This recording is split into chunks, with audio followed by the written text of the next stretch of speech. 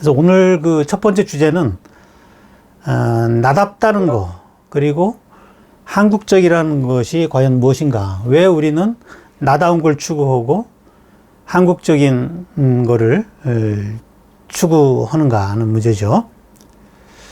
우리가 새해가 되면은 항상 굳은 결심으로 올해는 이렇게 한번 살아보겠노라고 그렇게 계획을 세우죠. 그것이 비록 작심삼일이 될지언정 뭔가 배우고 새로 배우고 자기 개발을 위해서 끊임없이 노력을 하려는 그런 마음을 갖게 되는데, 우리가 이렇게 열심히 뭔가를 배우고 개발을 하는 이유는 자신의 가치를 올리기 위해서 그런 거죠. 자신의 가치가 있어야 남에게 대접을 받고 또 사회적으로 존경을 받을 수 있기 때문에 자신의 가치를 올리는 것이 어떻게 보면은 뭐 생의 목적이라고도 할 수 있는데, 가치 있는 존재가 되기 위해서 충족돼야 될 조건을 좀 알 필요가 있는데요. 뭐 이건 뭐 누구나 우리가 다 알고 있는 내용이지만 간단하게 말하면은 쓸모가 있으면서 귀해야 되는 거죠. 귀해야 된다. 이 모든 존재의 가치라는 것은 유용성하고 희소성, 유용성과 얼마나 유용한가, 쓸모가 있느냐는 거죠. 유용성과 희소성. 이 희소성이 이 가치를 결정한다. 아무짝에도 쓸모가 없다든지 쓸모가 있어도 흔하다든지 그러면은 가치가 줄어들 수밖에 없는 거죠. 우리가 매일 이런 컵을 사용하지만 굉장히 유용해요. 이 컵이라는 거는 유용하지만, 그러나 이것이 흔하기 때문에 가치가 없는 거죠. 가치가 없다기보다도 뭐 가치가 싼 거죠. 이게 얼마나 할까요? 뭐 기껏해야 한 5,000원 할까요? 네. 뭐 그 정도 한다면은, 근데 이 매일 쓰는 일상용품이라도 이렇게 예술 작품이 되면은 이건 이야기가 좀 달라지겠죠. 이건 제가 아끼는 컵인데 오늘 수업을 위해서 이 컵을 사용하기로 했습니다. 이건 그 윤광조라는 도예가의 작품인데요. 요 가격으로 보면은 뭐 글쎄요, 뭐 한 200만 원 정도로 하지 않을까요? 뭐 그 정도 되는 가치가 있는 컵인데, 왜냐면 이거는 유일무이하기 때문에, 이 복제가 아니거든요. 기계로 찍어놓은 것이 아니라 하나밖에 없는 작품이고, 또 뭐 세계적인 도예가 아니겠습니까? 윤광조. 그 조선시대 그 막사발 있잖아요. 막사발. 이 막사발을 일본에서는 그 이도 다완이라고 부르는데, 이 막사발이 일본 국보로 지정이 되어 있습니다. 일본에서 얼마나 이 막사발이 인기가 있었냐면은, 그 당시 그 대마도의 연간 쌀 수확량이 2만 석이었던 16세기 무렵에 이도 다완 하나 가격이 10,000석, 비싼 거는 뭐 5만 석까지 그렇게 팔렸다고 합니다. 이게 얼마나 이 대단한 인기를 누렸는지를 짐작할 수 있는데, 그 당시 그 일본을 통일했던 그 도요토미 히데요시가 가장 아끼는 제자들에게 이 이도 다완을 하사를 했고, 또 한 성주는 그 위기에 처해 있다가 이도 다완을 헌상해 가지고 그 목숨을 건졌다는 그런 일화도 있습니다. 그래서 뭐 일본 오사카 성하고도 안 바꾼다라는 말이 있을 정도로 그런 일화가 있는데, 어떻게 이 조선 하층민들이 평범한 잡기로 썼던 막사발이 일본에서 국보로까지 될 수 있었느냐 하는 거죠. 그거는 이 폭발적인 수요에 비해서 물건이 귀하기 때문에 그런 거죠. 희소성이 있기 때문에. 그 당시 일본은 이 다도 문화가 크게 유행을 하고 있었는데요. 일본 다도의 창시자가 그 센노 리큐, 이름 들어봤습니까? 센노 리큐라고. 센노 리큐라는 사람이 그 일본 다도의 창시자인데, 이분이 그 선종, 그 불교의 선종 있잖아요. 그 선종의 그 참선을 그 다도에 접목시켜 가지고 와비차 사상을 확립했어요. 와비.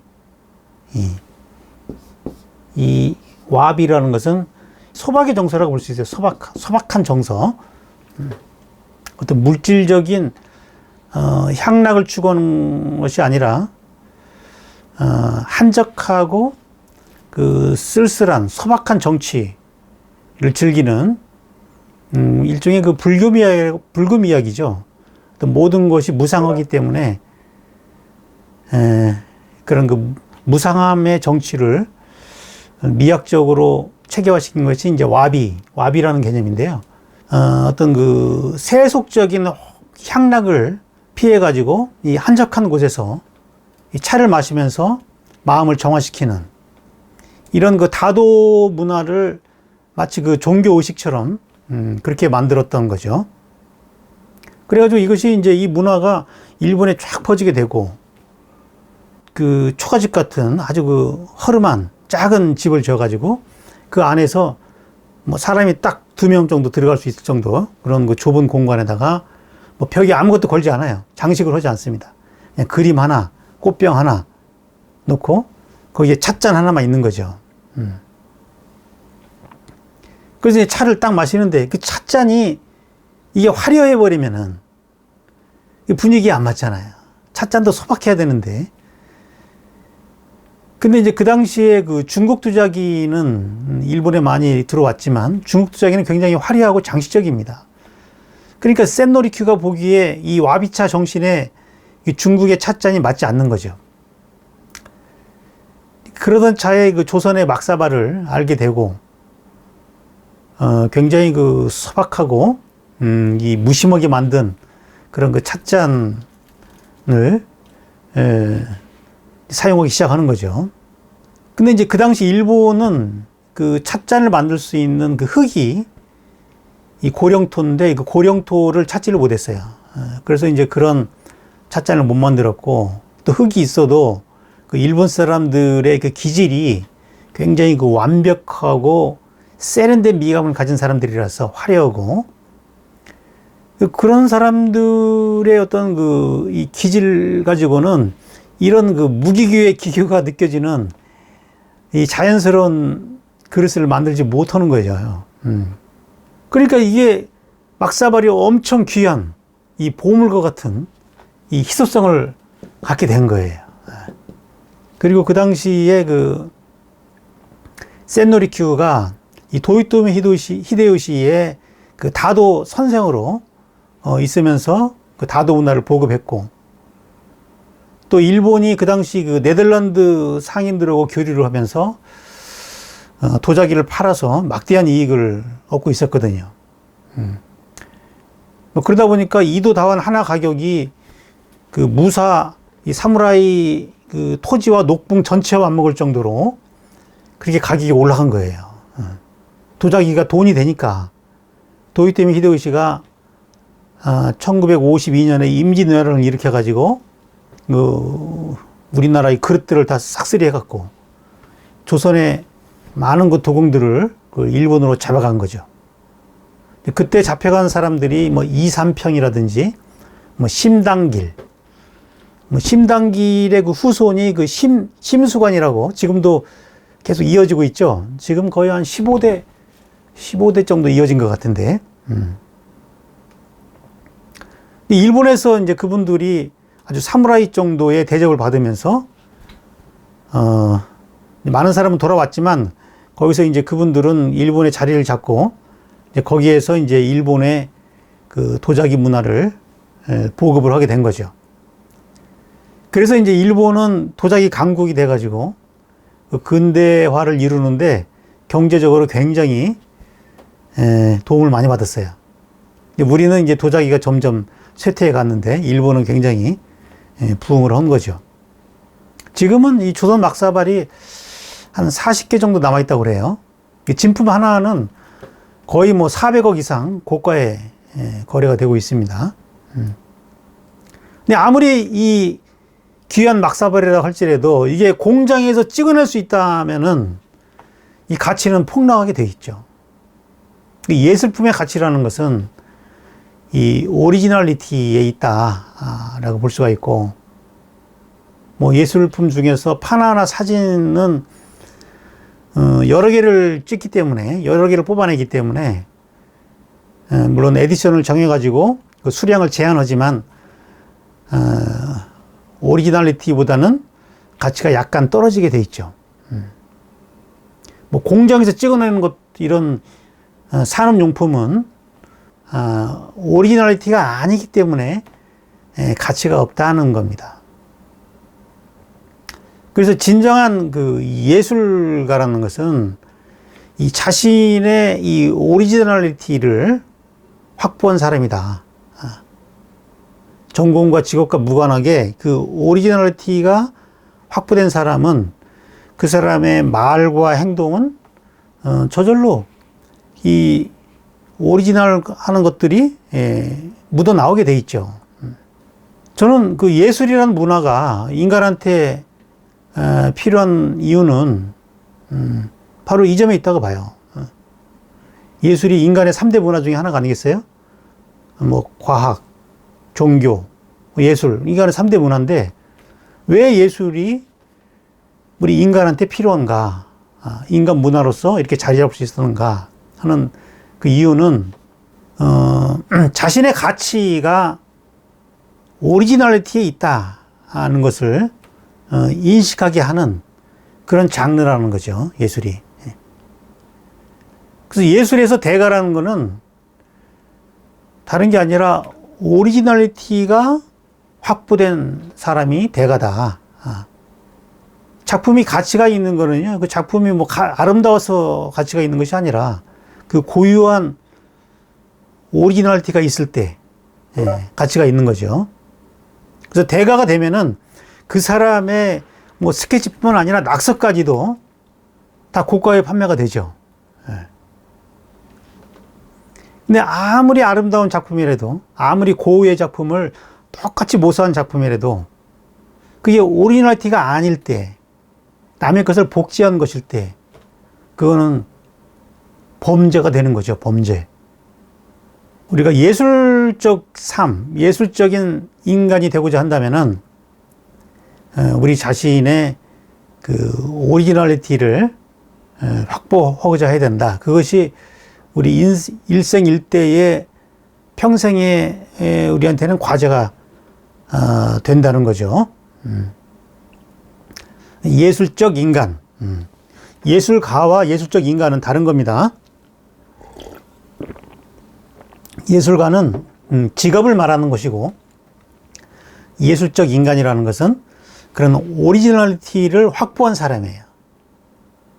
그러니까 예술가도 그런 오리지널리티가 없는 사람이 있고, 또 학자나 뭐 사업가나 정치인이나 뭐 다른 장르의 사람들도 이 오리지널리티가 있을 수 있어요. 이 오리지널리티가 있는 사람들의 그 말과 행동에는 뭔가 어떤 그 징표가 있는데, 그 징표가 아우라입니다. 아우라가 풍겨나와요. 아우라 들어보셨죠? 아우라. 이 아우라라는 것은 그 다른 것과 비교할 수 없는 유일무이한 대상에서 느껴지는 어떤 신령한 기운, 이걸 이제 아우라라고 그러는데, 뭐 동양적으로 말하면은 뭐 기와 좀 비슷한 개념이라고 볼 수 있겠어요. 기운. 또 종교적으로 말하면은 그 진리를 깨달은 사람들, 깨달은 성인들에게 나타나는 어떤 그 영혼의 빛 혹은 성령, 뭐 이게 아우라예요. 이 진리를 깨닫는다는 것은 모든 것이 하나에서 비롯되었고 또 연결되어 있다, 하나로 연결되어 있다는 것을 아는 겁니다. 이걸 깨달았다고 그래요. 우리가 눈으로 보기에는 다 개별적으로 분리되어 있는 것처럼 보이지만 깨달았다는 거는 그 개별적인 것들이 다 관계 속에 서로 작용을 하고 있고 역동적으로 변해가는 다 하나이기 때문에 하나의 거대한 시스템으로 짜여 있다는 거죠.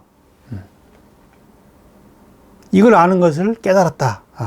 그렇게 얘기를 하는데, 그거를 안다는 거는, 자, 깨달았다는 말을 좀 그림으로 그려보죠. 깨달았다는 게 뭐냐?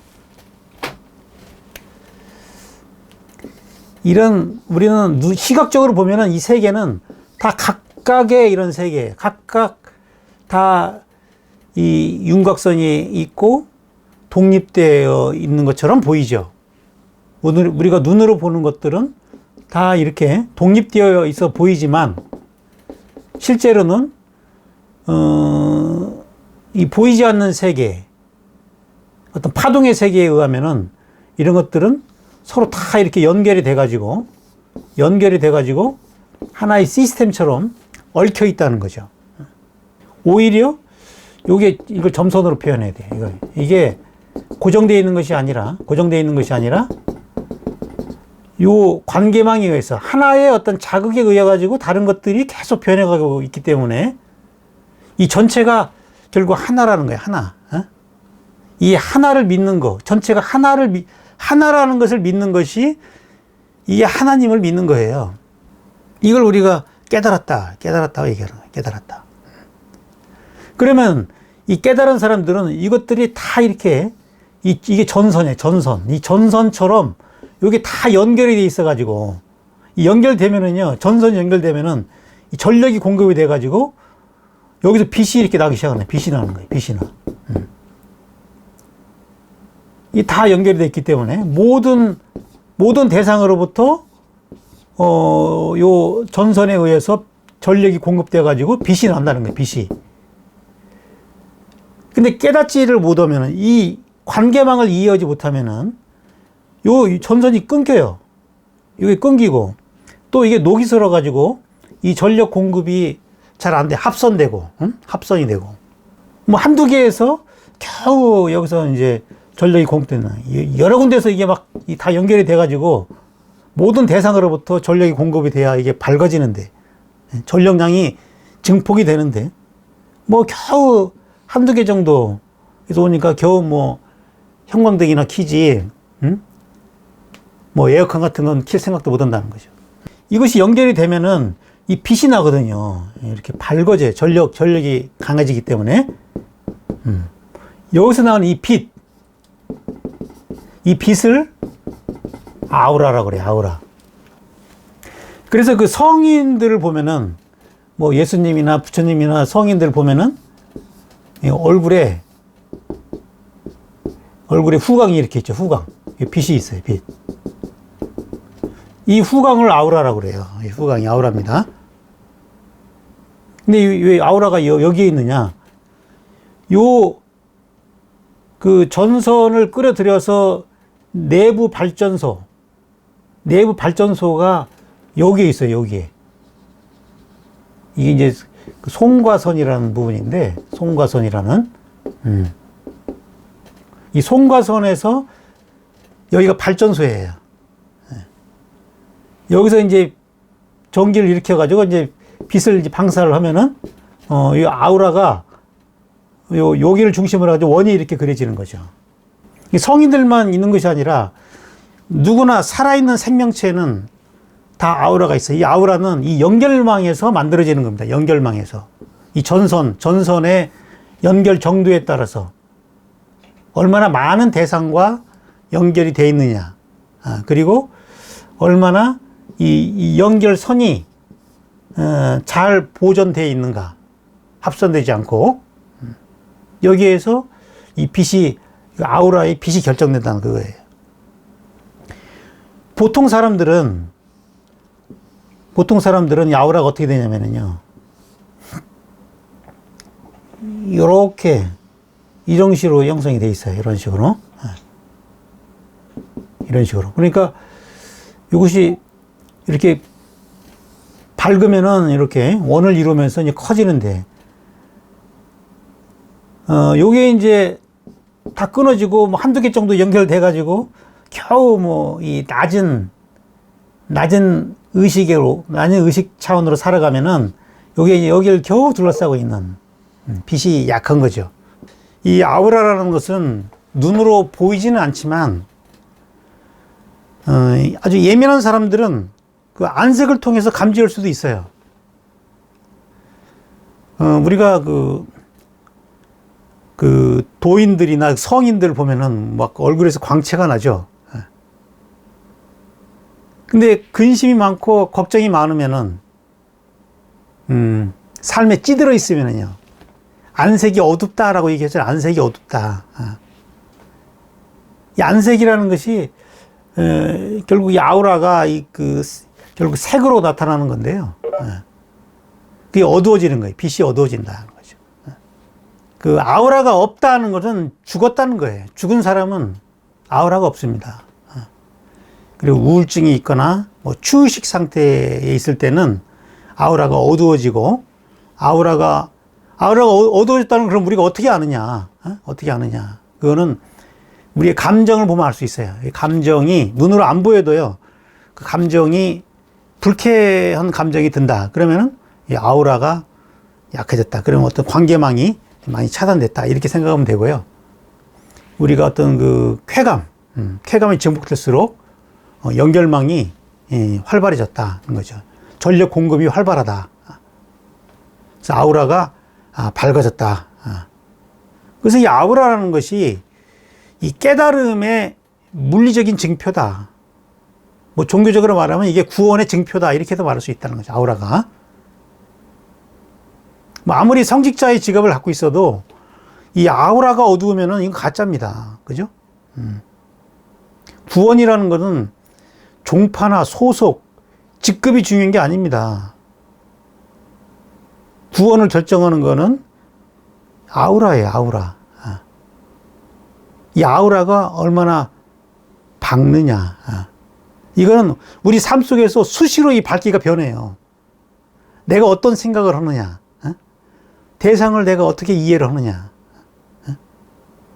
수시로 이 아우라가 변하기 때문에 이 아우라 관리가 상당히 중요한 삶의 과제고, 이게 우리 삶 속에서 이게 밝힐 수 있으면은 삶 속에서 구원이 일어나는 것이지, 죽은 뒤에 구원, 내가 삶 속에서는 완전히 찌들어 사는데 죽어서 구원이 이루어진다? 이건 불가능한 일입니다. 어떤 소속을 중시하는 사람들은 뭐 이 말에 수긍하기 어려울 수도 있겠어요. 이걸 우리가 생각해 보자고요. 그 예수님이 살아있을 당시에 그 예수님의 종포와 소속은 과연 뭐였는가? 에? 그 당시 예수님의 직급이 뭐였죠?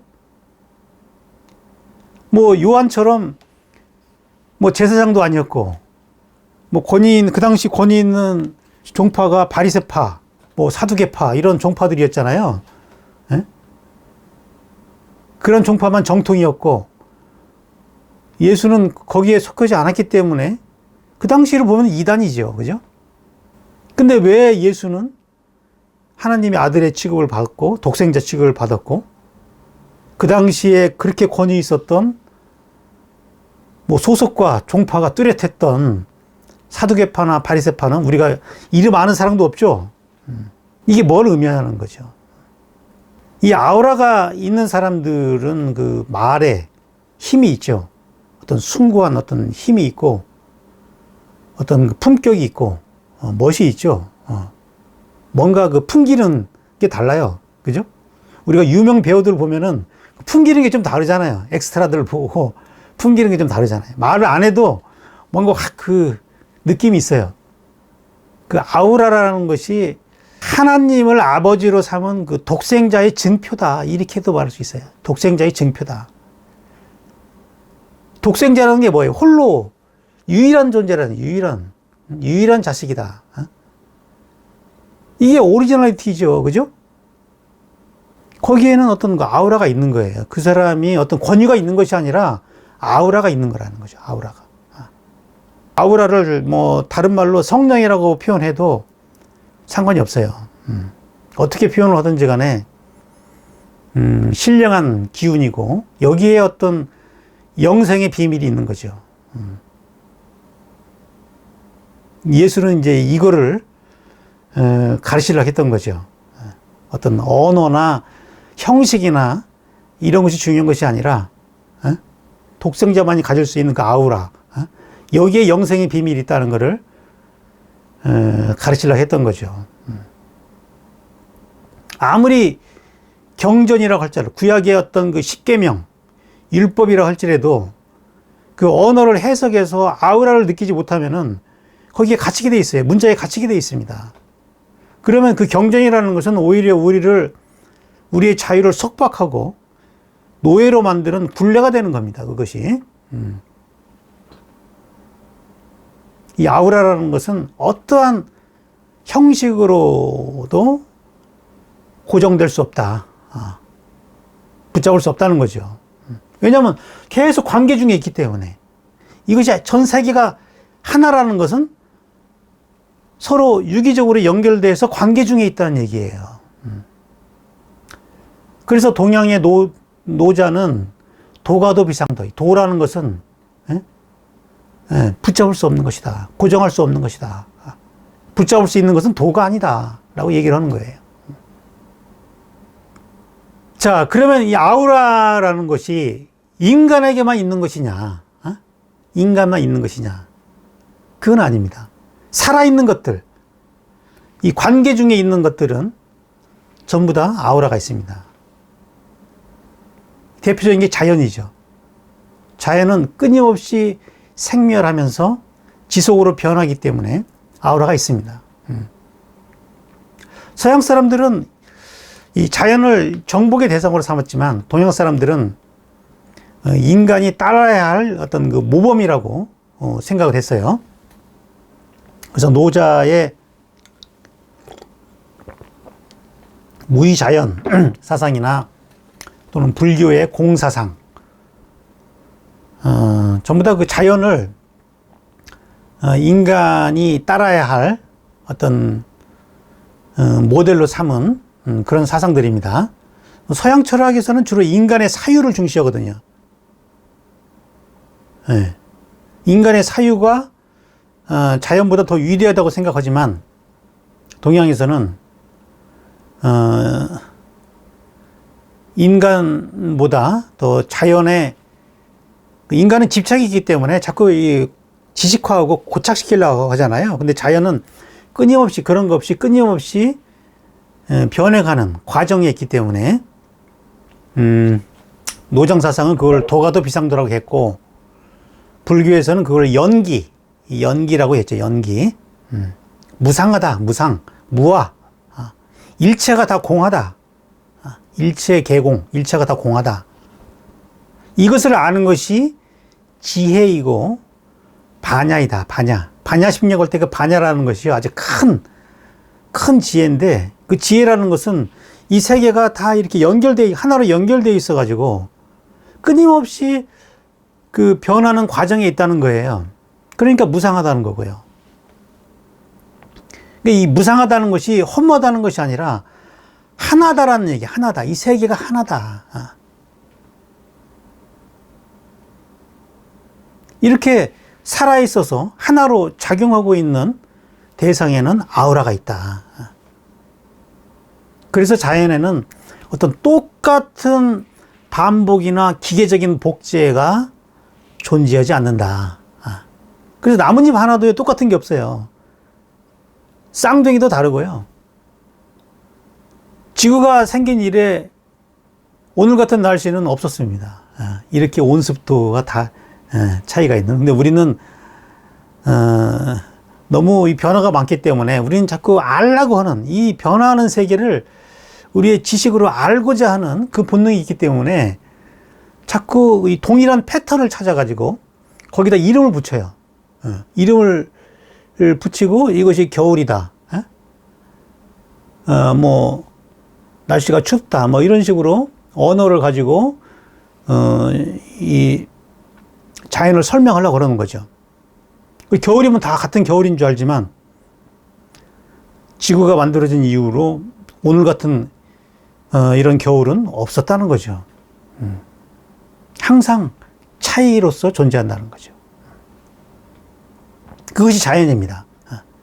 스스로 그 차이들을 만들어내, 스스로. 스스로 자, 그럴련. 자연, 이렇게 이름 붙이고 있는 거죠. 그래서 이 아우라가 있다는 것이 곧 자연의 증표이고, 이것이 곧 생명의 빛과 같은 것이다. 근데 요즘에 그 과학기술이 발달해가지고요. 요즘에는 그 아우라를 찍는 그 카메라도 있더라고요. 이 키를리안 사진기라고 러시아의 그 키를리안이라는 사람이 우연히 발명해가지고 키를리안 사진기라고 그러는데 뭐 또 요즘에 또 한의학에서는 또 오라 측정기 같은 거 있어요. 오라. 아우라를 오라라고도 부르죠. 오라. 그래서 뭐 인체에 그 아우라를 찍어가지고 어떤 병을 진단하기도 하고 그러는데 뭐 그건 아직 뭐 실험 중에 있기 때문에 뭐 정확한 어떤 과학화까지는 안 갔다고 보는데 아무튼 그것이 찍힌다는 거죠. 찍을 수 있다는 거죠. 근데 이제 이 식물을 찍은 이제 사진을 보니까요. 이 버섯을 이렇게 찍었는데요. 그 인공으로 재배를 해서 찍은 버섯하고 또 자연산, 이 산에서 그 스스로 자란 그 자연산 버섯하고 빛이 다르더라고요. 예. 인공으로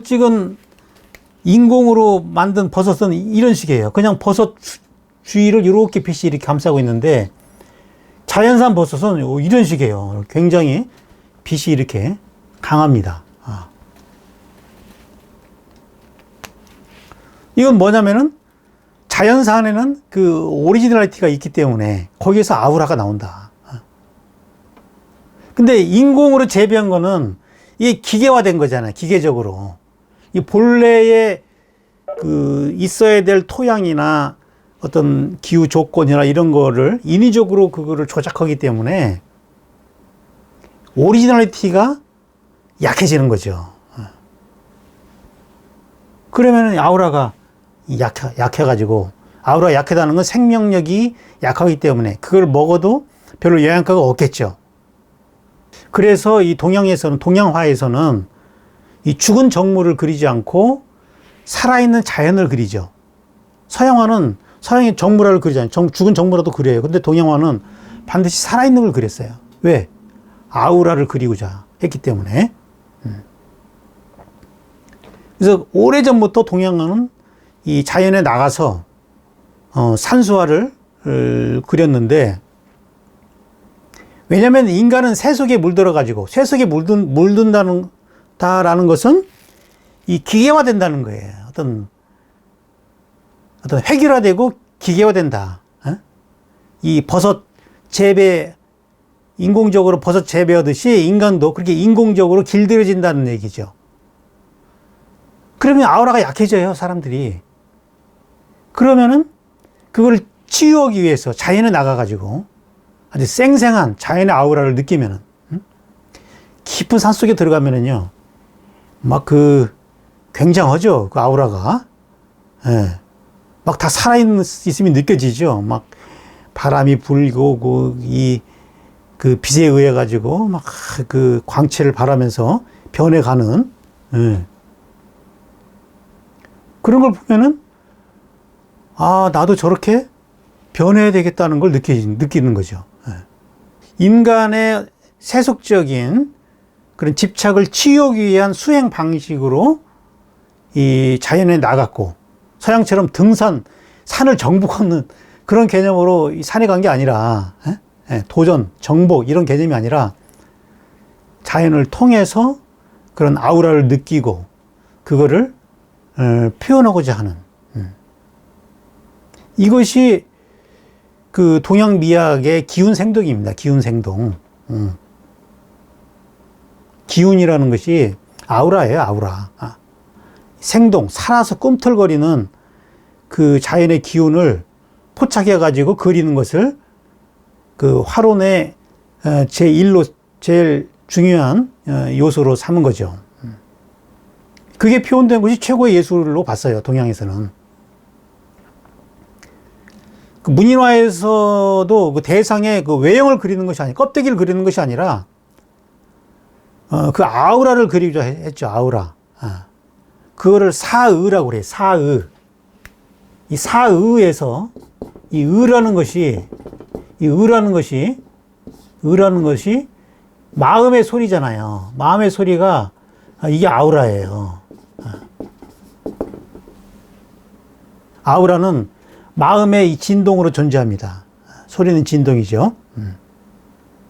그래 안 보이는 거죠, 이것이. 모든 살아있는 것들은 이게 있어요.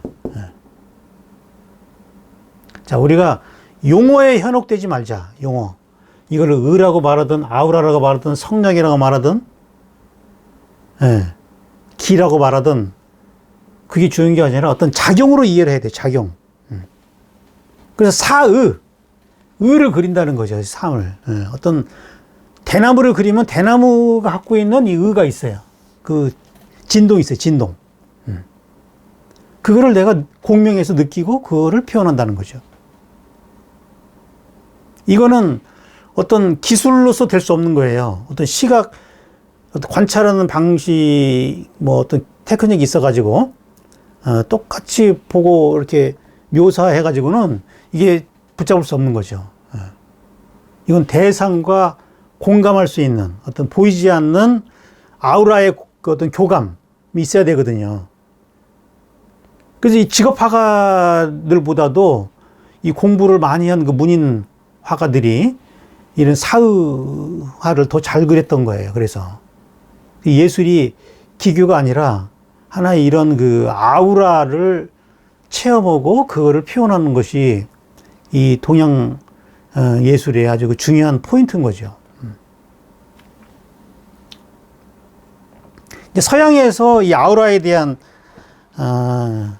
관심과 연구는 발터 베냐민이라는 사람이 이 아우라 얘기를 해요. 이분은 좀 유물론적인 그런 사고를 가진 사람인데, 근데 이분의 그 철학에서는 그 아우라가 중심 개념으로 이렇게 떠오르는데, 이 어떤 맥락에서 이분이 아우라라는 말을 쓰냐면은, 이분이 쓴 책 중에서 그 기술복제 시대의 예술 작품, 현대 예술을 설명하면서 현대 예술이 뭐 사진이나 영화나 뭐 그런 뭐 기술 복제를 중심으로 하는 예술이 많이 나오면서 그 아우라가 사라졌다. 기존에 있던 그 아우라가 사라졌다. 이렇게 보는 건데, 이분이 정의하는 그 아우라라는 것은 가깝고도 먼 어떤 것의 찰나적인 현상이다. 이렇게 정의를 해요. 말이 좀 어렵죠? 가깝고도 멀다. 이 얘기는 이 물리적인 공간, 거리와 아무 상관이 없다는 얘기예요. 그러니까 이거를 파동으로 이해하면 이 말이 설명이 돼요. 파동. 이 파동의 세계는요, 이 거리에 제약이 없어요. 파동이 하나 만들어지면 그게 무한 우주 끝까지 이게 퍼져 나가는 거예요. 파동이. 제가 어떤 생각을 한다. 생각을 품으면은 그 생각이 하나의 파동을 이루어가지고 그것이 우주 끝까지 그게 퍼져 나가는 거예요. 그러니까 내 생각이 우주와 다 연결이 되어 있는 거죠. 그렇기 때문에. 이 연결망이 이게 파동이기 때문에 파동으로 요거는 한번 다른 파동과 이게 충돌을 일으키지 않으면은 끝까지 가는 거예요. 그러니까 가까운 것이나 먼 것이나 이게 똑같아요. 물론 여기서 이제 방해파가 오면은 달라지겠죠. 자, 이렇게 이해해 보자고요. 자, 방송국에서요, 전파를 쏘잖아요. 그럼 방송국과 가까이 있는 데서도 똑같이 화면이 나오고, 그 방송국과 멀리 있어도요, 그 주파수만 맞으면은 똑같이 화면이 나온다는 거죠. 방송국 가까이 있으면 더 잘 보이고, 멀리 떨어지면은 잘 안 보이고, 이게 아니란 얘기죠. 물리적 세계에서는 그렇지만, 이 아우라의 세계에서는 거리가 아무 상관이 없다는 거죠. 아무 상관이 없다. 그래서 가깝고도 먼, 어떤 것이다. 그리고 그것이 찰나 속에, 이 찰나는 불교 용어인데요. 순간이라는 거죠, 순간. 가장 그 짧은 시간을 찰나라고 그래요. 이 계산이 불가능한 거예요. 아주 그 순간에 동시에 일어나는 거죠. 거의 동시에 일어나는 거죠. 요즘 그 양자 물리학에서 보니까 그 양자 도약이라는 개념을 설명하더라고요. 그 전자가 이제 원자가 최소 단위인데 원자 핵을 전자가 돌잖아요. 이 전자가 이제 여기를 핵을 돌면서 순간적으로 다른 데 가서 이게 위치를 써요. 이게 양자 도약이라고 이러는데 거의 뭐 순간입니다. 순간적으로 이루어져요. 이게 도약이. 이것이 아우라의 특성이에요. 굉장히 영적인 현상이죠. 그래서 굉장히 그 신성한 거예요. 아우라라는 거는. 우리의 그 지성으로, 우리의 지식으로 포착이 불가능한 겁니다. 불교에서는 그 찰나에 모든 것이 생멸한다고 그러잖아요. 생겨났다가 소멸하고, 소멸했다가 생겨나는 거기 때문에 이 세계가 무상하다 이렇게 얘기를 하잖아요. 근데 베냐민은 이 아우라가 독창적인 원본에만 있는 거기 때문에 사진이라든지 그 영화 같은 복제 예술에서는 그 아우라가 있을 수 없다고 보는 거죠. 근데 현대 예술은 뭐 사진이나 영화 이쪽이 많이 발달했기 때문에 그 예술품의 그 유일무이한 이런 현존성이 사라지게 되었기 때문에 이걸 아우라의 죽음이다 이렇게 얘기를 합니다. 아우라의 죽음이다.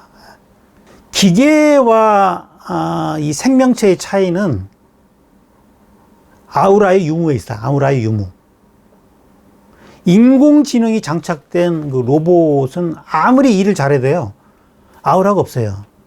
그 어떤 그 반응이 결정돼 있다는 얘기죠. 기계적이라는, 반응이 기계적이다. 그러니까 아우라가 있는 사람은 그 특징이 반응이 기계적이지 않다는 데 있는 거예요. 그 반응이 기계적인 사람은 로봇과 같은 인간이죠. 우리가 어떤 자극이 들어가면은 그 자극에 따른 반응을 하잖아요. 그 반응 방식이 로봇은 결정돼 있어요. 어떤 자극이 들어가면 반드시 그런 대답이 나오게 돼 있는 거죠. 그런 사람은 아우라가 없다. 이렇게 보시면 되고, 아우라가 있는 사람은 그 반응 방식이 매번 새로워요. 매번 새로워. 똑같은 강의를 해도 매번 새롭게 강의를 하고, 똑같은 그림을 그려도 매번 새로워. 매번 새롭게 보여, 그게, 그림이.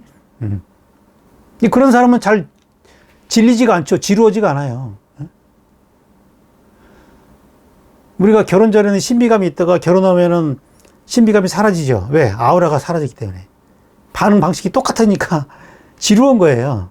내가 이렇게 하면은 저 사람은 이렇게 반응할 것이다. 이게 다 결정이 되어 있기 때문에 재미가 없어지는 거죠. 그래서 이 반응 방식이 매번 새롭게 나오는 그 반응 값을 지혜라고 얘기를 해요. 지혜. 우리가 지식과 지혜는 다른 겁니다. 지식과 지혜는, 지식은 이건 굳어져 있는 정보예요. 굳은 정보.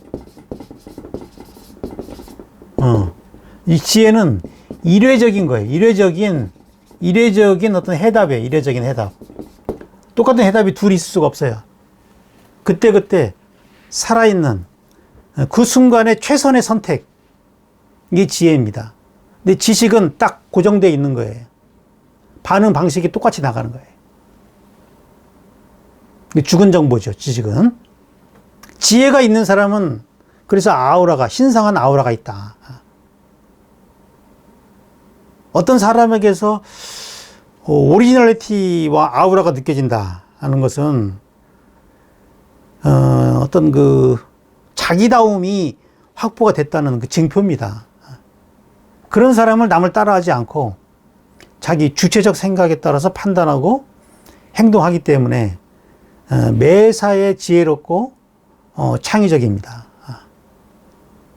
이 오리지널리티, 이 아우라라는 것은 어디서 나오느냐?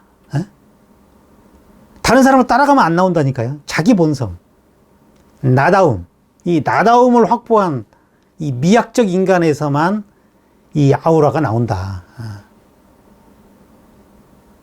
근데 이것이 나다움을 확보하지 못했을 때 나타나는 증상이 있는데요.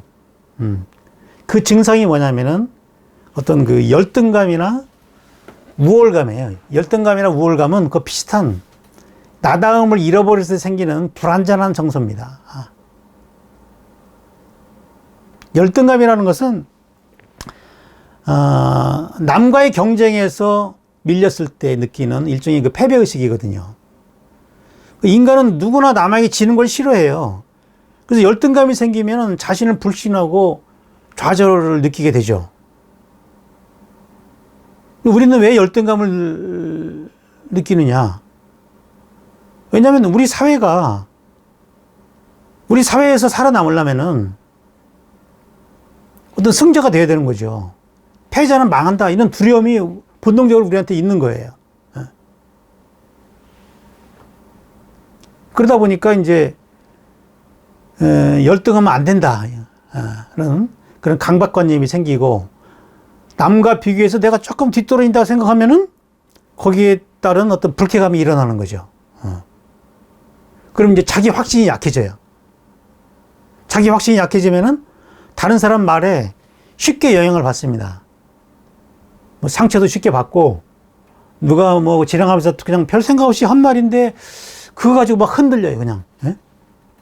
뿌리가 약하면은 나무가 막 미풍에도 막 흔들리잖아요. 예? 뿌리가 튼튼하면은 태풍이 몰아쳐도 바람을 즐기죠. 춤을 추죠. 뿌리가 약하면 그냥 바람 보면 그냥 다 쓰러져요. 나무들이 오래 살 것 같지만 태풍 한 번씩 올 때 그냥 다 뿌리 다 뽑히고 오래 못 삽니다. 그런 것처럼 이 자기의 어떤 그 뿌리 있어야 되는데 이게 약하면은 열등감이 생기게 되고 열등감이 있는 사람들은 자신에게 동조해 줄 사람을 찾아요. 나를 공감하고 나를 동조해 줄 사람을 찾아가지고 그 사람한테 자기의 주관적인 생각을 자꾸 막 강요를 하죠. 막 그 자기의 생각이 올바른 건 아닌데 자기도 그것이 올바르지 않다는 걸 알면에도 불구하고 그 상대한테 그렇게 그걸 공감해 주기를 기대를 해요. 왜냐하면 그래야 그런 식으로라도 자기 자신이 제대로 살고 있다는 믿음을, 자기에 대한 믿음을 갖고자 하는 거거든요. 다른 사람이 말을 해줘야 아 맞아 그렇지 하면서 이제 믿음을 혼자 스스로 그 믿음이 자기에 대한 믿음이 없기 때문에 타인의 언어를 통해서 그 믿음을 가지려고 하는 뭐 그런 심리라고 볼 수 있겠어요. 그리고 어떤 사람은 그 열등감을 극복하기 위해서 우월감을 이용해요. 우월감. 그래서 그 비교 대상에 있는 다른 사람들을 막 무시하고 막 비난을 해요. 다른 사람을 비난을 한다 그러면은 의심해 봐야 돼요. 아, 열등감이 좀 있나 보구나.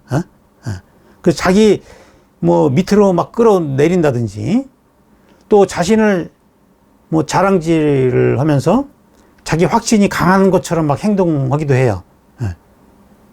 일부러 약간 오버해가지고 막 자신감 넘치게 보이려고 막 그렇게 행동을 한다는 거죠.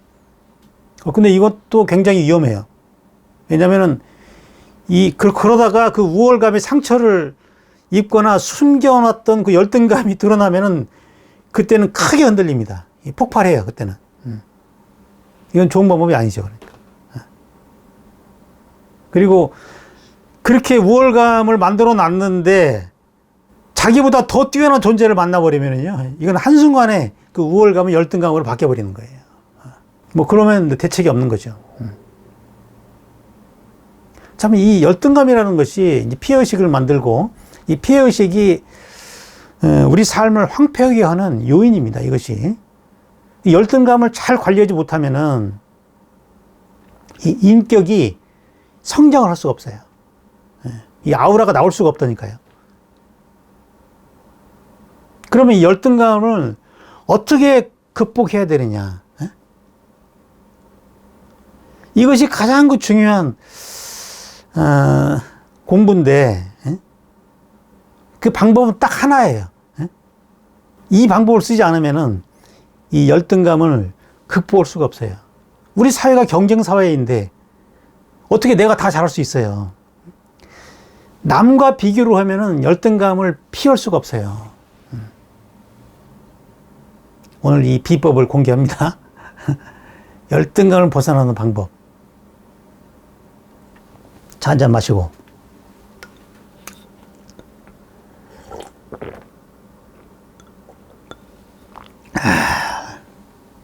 자, 여러분들은 열등감을 어떻게 극복하고 있습니까? 이 열등감을 극복할 수 있는 유일한 방법은 일단 열등한 나의 모습을 그대로 있는 그대로를 먼저 인정을 해야 돼요. 그걸 감추려고 한다든지, 그걸 오버해서 뭐 우월감으로 만든다든지 이러면은 부작용이 반드시 따르게 돼 있다는 거죠. 일단은 그대로 인정하고, 그 대신에 아직 발현되지 않은 잠재적인 나를 신뢰하라는 거죠. 인간은 자기 능력의 10%도 발휘하지 못하고 죽습니다. 뭐 아인슈타인 같은 천재가 뭐 10%나 뭐 많아야, 아무리 천재도 15%지 보통 사람들은 뭐 5%도 발휘하지 못하고 죽어요. 이 발현되지 않은 이 참나의 존재가 있다는 것을 믿어야 되는 거예요. 그건 믿을 수 있거든요. 있는데 발현이 안 됐다는 거죠. 이런 잠재된 참나에 대한 확신이 없으면은 열등감을 피할 수가 없어요. 아무리 잘하는 사람도 열등감이 있다니까요. 자기보다 더 잘하는 사람이 있기 때문에. 이건 믿음입니다. 나에 대한 믿음인데, 그래야 남의 눈치를 보지 않거든요. 스스로 나의 잠재 능력을 발휘하려고 하는 것이지 남과 비교를 할 필요가 없는 거거든요. 그래야 자기 개발에 투자를 할 수가 있어요. 이 믿음이 없으면은요, 자기 개발에 투자를 못 해요. 그리고 이건 믿음이 아니라 팩트입니다. 팩트. 우리 세포 하나에는요, 우주에 대한 무한한 정보를 갖고 있어요. 이 세포 하나에. 예? 그게 다 교류를 하고 있기 때문에 세포는 독립되어 있는 게 아니에요. 예, 세포 하나도 다 아우라가 있거든요. 다 다른 아우라들과 다 공명하면서 교류하고 있는 거예요. 무한한 정보, 우주의 정보를 다 알고 있다는 얘기예요. 배우지 않아도. 그 믿음이 있어야 된다는 얘기죠. 그리고 내 안에 그게 답이 다 있기 때문에 그것이 발현되기만을 애타게 기다리고 있어요. 스스로 그것이 자기를 드러내려고, 예, 하나의 인간의 욕망을 만들어서 그거를 계속 이렇게 소리를 내고 있다는 얘기죠. 근데 우리는 거기에 귀를 이렇게 닫고 외부에서 자꾸 뭐를 받으려고 해요. 외부에서 어떤 지식을 얻고 또 어떤 기준을 배우고 살아가는 법칙을 배우고 그걸 밖에서 찾기 때문에 그거는 내 거가 아니잖아요. 그럼 자기 소리를 들을 수가 없는 거예요. 자기 욕망의 소리를 못 듣는다는 거죠. 그래서 그런 자기 본래의 어떤 그 존재, 이 참나에 대한 확신이 있으면은 무엇인가 다른 어떤 형언할 수 없는 엄청난 자신감과 자존감이 밀려오게 돼 있어요. 자존심과 자존감은 좀 다른 겁니다. 자존심이라는 것은 남과 비교해서 생기는 감정이에요. 상대적인 거죠. 상대적 감정이에요. 자존감이라는 것은 내 안에서 그냥 우러나오는 거예요. 우러나오는 거. 비교 없이 절대적인 거예요. 이거는 절대적인 나에 대한 존중감입니다. 여기서 가장 중요한 포인트는 현재의 내가 참 내가 아니라는 사실을 이해하는 겁니다. 현재 내가 진짜 나라면은 열등감에 빠질 수밖에 없죠. 그죠? 초라할 수밖에 없는 거예요. 별 볼 일 없고. 그러나 진짜 내가 따로 있다라고 생각을 하면은 열등을 갈 필요가 없는 거죠. 지금은 비록 이래도 내가 상황의 현실이 그거를 발현될 수 있는 기회가 없어서 그렇지, 그걸 내가 기회를 가져가 노력하면은 그게 발현될 수 있다고 믿으면은 이건 이야기가 달라진다니까요. 자, 내가 지금 돈이 없으면 우리는 불안하잖아요. 그죠? 당장 어떻게 살까? 불안하잖아요. 응? 근데 돈이 어딘가에 나올 때가 있다. 뭐 땅을 팔으면 된다든지, 뭐 누군가가 도와줄 사람이 있다든지, 예? 그러면은 이거는 불안하지 않다는 거죠. 믿는 구석이 있기 때문에. 응? 근데 우리가 이게 안 되는 이유는 지금의 내가 진짜 나라고 생각하기 때문에 안 되는 거예요. 진짜 나에 대한 신뢰가 없고, 현재의 나, 아직 개발되지 않은 현재의 나를 진짜 나라고 생각한다는 거죠. 이거는 나를 객관적으로 보는 게 아닙니다. 왜곡되게 바라보는 것이고, 자신의 오리지널리티를 찾기 위해서는 이것을 이해하는 것이 가장 중요합니다. 개발되지 못해서 감추어져 있고 사회화 과정에서 왜곡되어 있는 나의 본성, 현재의 자기 생각과 자기 욕망이 실제 나라고 생각하면은 이건 희망이 없어요. 발전 가능성이 없는 겁니다. 근데 우리가 지금 갖고 있는 이 생각과 욕망이 어디에서 비롯된 것인가를 한번 곰곰이 한번 생각해 보세요. 그러면 그것이 내 안에서 나온 것이 아니라, 나의 욕망이 아니라 우리 부모의 욕망이고, 또 학교에서 교육받은 그런 욕망이고, 또 우리 사회가 정한 규범에 따른 욕망이라는 거죠. 타자의 욕망이라는 얘기예요. 그래서 정신분석학자 라캉이 이렇게 얘기를 하잖아요. 인간의 욕망은 모두가 타자의 욕망이다.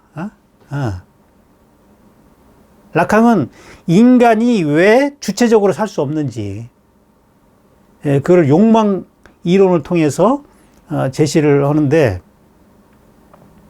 라캉의 주장에 의하면은 인간의 욕망은 결코 개인적일 수가 없어요. 사회적인 관계 속에서 타자의 욕망에 의해서 길들여진다는 거죠. 우리는 세상을 알게 되는 순간부터 자신의 욕망을 채우려면은 일단 다른 사람의 그 욕망을 먼저 들어줘야 한다는 것을 터득하게 돼요. 상대방의 마음에 들게 해야 내 욕망이 채워진다는 거죠. 우리가 뭘 하나 얻기 위해서는, 내가 뭐 갖고 싶은 욕망이 있으면은 부모한테 그거를 부모가 그거를 해주기 때문에 부모가 요구하는 거를 해야 되는 거예요. 네가 밥을 잘 먹으면은 이걸 주겠다.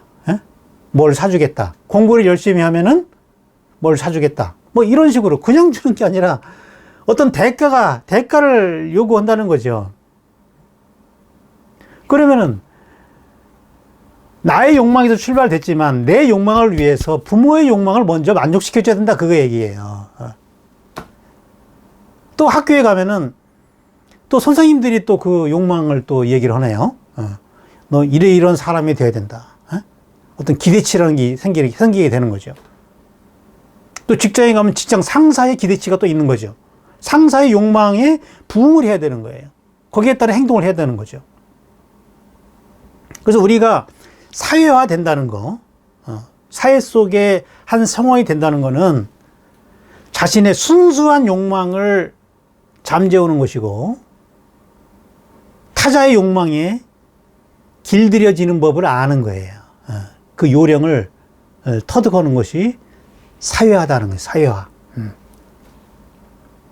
우리는 끊임없이 타자한테 인정받기 위해서 욕망하는 것을 욕망한다는 거죠.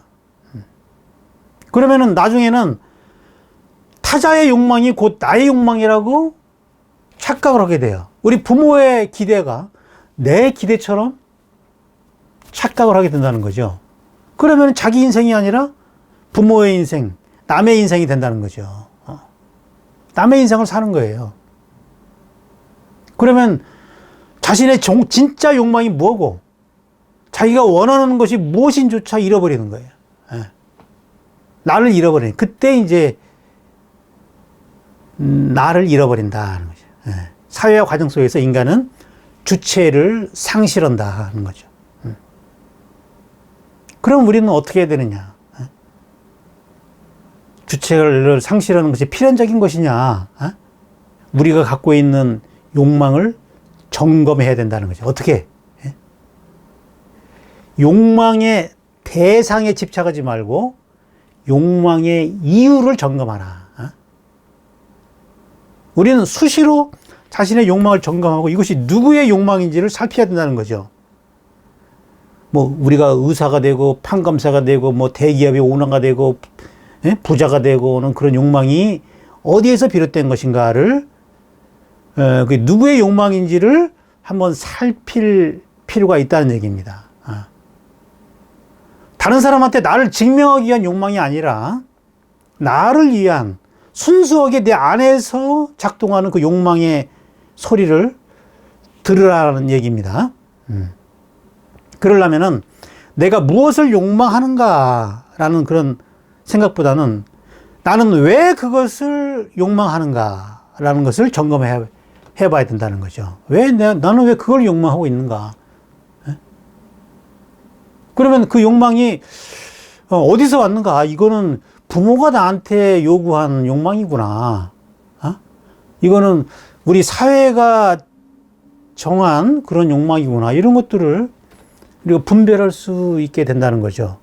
그거 없으면 그냥 속수무책으로 남의 욕망이 나의 욕망처럼 변질돼 가지고 남의 인생을 살게 된다니까요.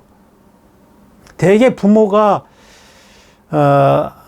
이 못 배운 사람들은 그 욕망이 배우고자 하는 욕망이 있기 때문에 자기 자식한테는 어떻게 해서든지 공부를 시킵니다. 뭐 집을 다 팔고 논을 다 팔아서라도 자기 자식한테는 공부를 시켜요. 왜? 부모의 못 배운 한이 내 자식한테는 그렇게 해서는 안 되겠다는 그 마음이 온 인생의 열정을 다 거기에 바치게 한다는 거죠. 또 사회 생활하다가 억울한 일을 당한 사람은 자기 자식을 기어코 판검사를 만들려고 그래요. 변호사를 만들든지. 그래서 억울함을 당하지 않게끔 하려고 한다는 거죠. 또 찢어지게 가난한 생활을 하는 사람은 어떻게 해서든지 그 부자 되는 거를 심어줘요. 인생의 가치가 부에 있다는 것을 심어준다는 거죠. 우리가 이런 식으로 교육을 하다 보면은 알게 모르게 부모의 욕망이 자식한테 심어져 가지고 자식은 자기의 인생을 사는 것이 아니라 부모의 인생을 살게 된다는 거죠. 더구나 오늘날 같이 자본주의 사회에서는 우리 사회의 욕망이 개인의 욕망을 지배해 버립니다. 우리는 항상 남의 눈치를 보고 이 자본주의 사회에서는 이 돈이 자본이 되고 돈이 계급이 돼 버리잖아요. 과거의 노예는 태어나면서부터 노예였잖아요. 그건 뭐 할 말이 없어요. 그냥 대대로 내려오는 거기 때문에 내 노력으로 어떻게 안 되는 거예요, 그거는. 근데 지금은 내 노력으로 이 계급이 바뀔 수 있잖아요. 그러니까 내가 가난하게 살면은 그것이 어떤 그 문제가 있는 것처럼 돼버린 거예요. 그걸 극복하기 위해서 계속해서 어떤 자본을 축적하고자 하는 거죠. 그래서 이제 상류층의 삶, 자본과 계급, 상류층의 삶을 따르는 것이 욕망으로 알게 모르게 자리 잡게 되는 거예요. 그러니까 우리 지금 현대인들의 대부분의 이 자본주의 사회 속에서의 욕망이라는 것은 이 상류층이 되는 거예요. 상류층의 삶을 누리는 거. 그리고 그들의 욕망을 따르는 거. 그러다 보면은 이 자기한테 일어나는 이 충동의 정체도 모른 채 욕망 자체를 욕망하게 되는 거예요. 그건 자기 욕망이 아닙니다. 사회가 정한 욕망이지. 집에 곰팡이가 생기잖아요. 그러면은 이 습기가 문제가 있는가, 습기가 많은 거 아니겠어요? 그럼 습기를 제거해야 되는 거예요. 근데 습기는 제거하지 않고 걸레로 닦아요, 이렇게. 그럼 금방 또 곰팡이가 또 슬죠. 그럼 또 닦아. 계속 닦는 거예요. 계속 걸레로 닦아내기만 하면은 어느 순간부터는 이 걸레질 자체가 욕망이 돼요. 네. 현대인들은 물건을 필요해서 사는 게 아니에요. 그 사는 것 자체가 욕망이에요, 그냥. 그래가지고는 나다운 삶이 될 수가 없고, 이 오리지널리티와 아우라가 나올 수가 없어요. 이 우리 현대인들 보면 아우라 있는 사람들이 별로 없어요. 옛날 사람들은, 그래도 다 각자의 개성들이 있고 아우라가 있잖아요. 응? 이걸 발전이라고 보기 어려워요. 지금 우리는 과학이 발전해가지고 편리하게 살고 있고 문명의 혜택을 누리고 있지만 과연 그렇다고 해서 아우라가 더 생겼느냐, 현대인들이 과거인들보다? 이건 아니에요. 오히려 더 아우라가 위축되어 있고 어두워졌어요. 그래서 우울증이 많고 자살률이 많은 거예요. 그래서 이 인간의 그 문화 중에서 예술이라는 것은 나의 오리지널리티, 즉 나다움을 찾기 위해서 고안된 문화다. 그래서 예술품을 우리가 평가할 때 가장 중요한 기준은 오리지널리티에 있는 거예요. 잘 그렸냐 못 그렸냐를 보는 것이 아니라 얼마나 독창적이냐 이걸 보잖아요. 그래서 타자의 욕망에 길들여지지 않은 나다움, 이것이 참나고 참나의 욕망대로 어떤 자발적인 동기, 내 안에서 일어나는 그 자발적인 스스로 일어나는 그 동기를 느끼고 그거를 자신의 법칙에 따라 사는 사람, 이 사람이 진정한 예술가고 아우라가 있는 사람이라는 거죠. 자신이 만든 법칙, 자기 입법, 스스로 법을 만들어서 사는 사람. 우리가 갖고 있는 기준들이 누가 만들어진 건지를 생각해 보세요. 대부분 다 남이 만든 기준 아닙니까? 별 생각 없이 그걸 갖다 쓰는 거잖아요. 물론 그 기준들이 어느 정도는 필요합니다. 그게 가이드라인을 그게 쳐줘가지고 인생을 살아가는데 많은 도움이 되는 거는 필요해요. 근데 결정적으로 나다움을 찾기 위해서는 그것만 가지고는 안 돼요. 그것과 다른 자기의 법칙을 스스로 세울 줄 알아야 되는 거예요. 칸트가 이걸 자기 입법이라고 하잖아요. 자기 입법. 정언 명령 안에서 나오는 그런 그 명령을 들을 수 있어야 된다는 거죠. 그러면은 그 사람은 그냥 그 사람이 하는 모든 행위는 다 예술인 거예요. 아우라가 있는 사람들의 모든 행위는 다 아우라가 있게 돼 있어요. 예술은 하나의 흔적이기 때문에. 아우라가 없는 사람은 별짓을 해도 예술이 안 되게 돼 있어요. 그건 기술이죠, 기술. 독창성이 안 나오게 돼 있다니까요.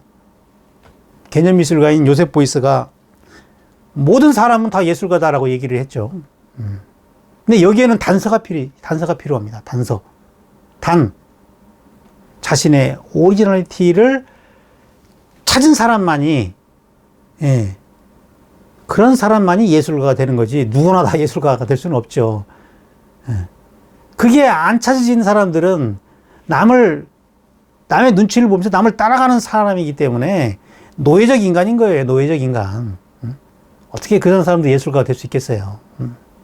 오리지널리티를 찾으면은 아우라는 저절로 나오는 것이고, 아우라가 있으면은 그 사람의 모든 생각과 행동과 모든 표현은 다 예술이 된다는 얘기죠. 예술을 기술로 접근하면 안 되는 거예요. 그래서 하나의 그 인격, 어떤 고유한 그 사람의 어떤 그 인격을 찾아야 되는 거죠. 자기만의 개성, 본성을 찾을 때 거기서 아우라는 나온다. 그 사람의 삶은 예술적이다.